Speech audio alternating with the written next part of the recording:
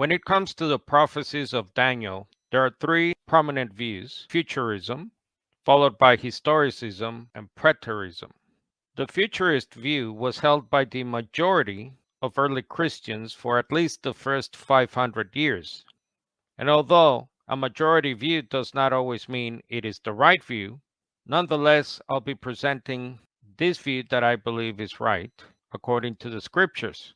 So first, a brief outline, the Christian endgame according to the timeline we find in the prophecy of Daniel chapter 9, where it talks about the end of transgression or disobedience against God, to put an end to sins, that is, death itself, which will bring in everlasting righteousness or a right standing with God.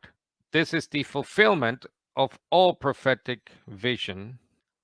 So according to the prophecy in Daniel 7 verse 11, the beast and his empire are destroyed, but the Greek Seleucid Empire of Antiochus continued and actually thrived for centuries after his own death. In Daniel 9:26 tells us that the Antichrist figure destroys the temple and the city, something Antiochus never did. And then Daniel 11:45 says that the Antichrist will perish or die between the seas, Mediterranean or Dead Sea, and the glorious holy mountain Zion. But we note that Antiochus actually died in modern-day Iran near Babylon. Also in Daniel 11 verses 40 to 44, we know that Antiochus suffered many military setbacks and resorted to ransacking pagan temple treasuries. That's why he was at one time nicknamed the Fugitive. His other nickname was the Madman, that is, a crazy little man. So this is hardly the great ruler or the great power, that is, the little horn according to Daniel chapter 7. Also see the man of lawlessness that Paul talks about in 2 Thessalonians chapter 2, the spirit of Antichrist in 1 John 2, and the beast of Revelation chapters 11 to chapter 20.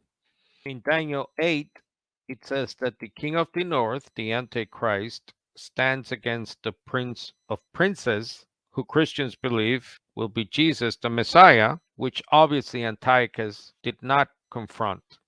The ESV Study Bible comments on Daniel 11 verses 44 and 45. One striking difference between Antiochus IV and the Antichrist lies in the events surrounding the king's death, which do not fit what is known of the death of Antiochus IV. He met his end during a relatively minor campaign against Persia in 164 BC, not between the sea and Jerusalem after a grand and successful assault on Egypt. When compared to the precision of fulfillment of the previous verses of chapter 11, these verses may be looking for a greater fulfillment that is yet to come at the time of the end. The glorious holy mountain is the Temple Mount in Jerusalem, which perhaps here should be connected to the fall of the Antichrist in the Battle of Armageddon. Compare Revelation chapter 16.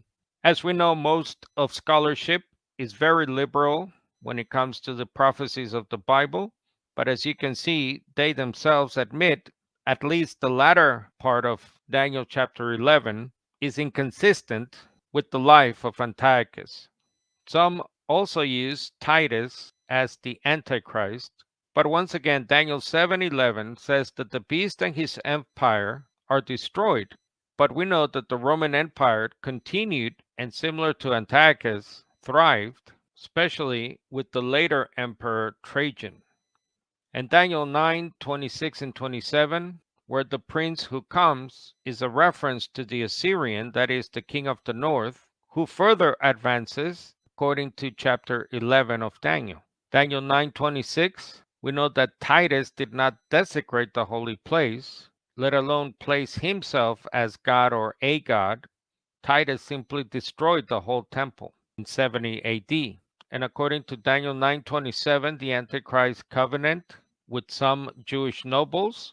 This is something, once again, Titus did not do. In Daniel 11:45, the death of the king of the north between the seas and the holy mountain or Zion, but Titus died much later near Rome. This was after reigning as emperor himself for 20 plus years. It's not surprising to find that a historicist and at times preterist view may have started with a Jewish heresy itself. According to this article from Tanner, this tendency in Jewish circles to see the 70 weeks fulfilled in Jerusalem's destruction in AD 70 is even more strongly affirmed in the Jewish chronological work circa AD 160. The chronology espoused therein became commonly accepted in subsequent Jewish writings, including the Talmud and the consensus of Jewish rabbinical scholars. So, what are some of the repercussions of the Antiochus view of prophecy? In the Expositor's Bible Commentary, we read that it is important to observe that Matthew 24:15 conclusively proves that Jesus himself regarded the fulfillment of the prophecy in Daniel as yet future. This means that a genuine theological or doctrinal issue is at stake here. For if the hypothesis of complete fulfillment by Antiochus is correct, as many liberals insist, it raises a real question as to whether Jesus was mistaken in his understanding of prophecy and the theological interpretations of the Old Testament. As to the repercussions of a Titus view of prophecy, Keel, in his commentary on Daniel, says that the reference of this prophecy to the destruction of Jerusalem by the Romans is not thereby proved, because in his discourse Christ spoke not only of this destruction of the ancient Jerusalem, but generally of his parousia and end of the age, Matthew 24, verse 3, and referred the words of Daniel of the kingdom to the parousia of the Son of Man. As to the abomination that causes desolation, whether it's a he or an it, a person or a thing. According to Mark 13:14, Jesus said, "When you see the abomination of desolation standing where he should not, let the one reading understand." Nicholson, in his Interpreting the Bible, says that in Matthew, the abomination is described as a thing which stands in a holy place, Matthew 24, verse 15. But in Mark, a neuter noun, abomination, is modified by a masculine participle. This strange grammatical shift shows that for Mark, the abomination is a person who stands where he ought not to stand. The man of lawlessness in 2 Thessalonians chapter 2 is clearly an individual, the product of the mystery of lawlessness, which is continually operating. So we read in Jesus' prophecy of Matthew 24, verse 15, when you see the abomination of desolation spoken of by the prophet Daniel, Young in his prophecy of Daniel commentary, it is assumed that when Christ spoke of the abomination of desolation, he had in mind Daniel 9, verses 24 to 27. Since therefore he regarded the abomination as future, the 70th seven in which the abomination is to occur must also be future. Again, Matthew 24, verses 15 to 16, and Luke 21, verses 20 to 21. The prophetic vision of both Daniel and Jesus is a fulfillment of what I call the widescreen gospel. In the International Critical Commentary to Matthew, we read that in the background to Matthew 24, verse 14, is the Old Testament motif of the nation's end-time conversion to Yahweh.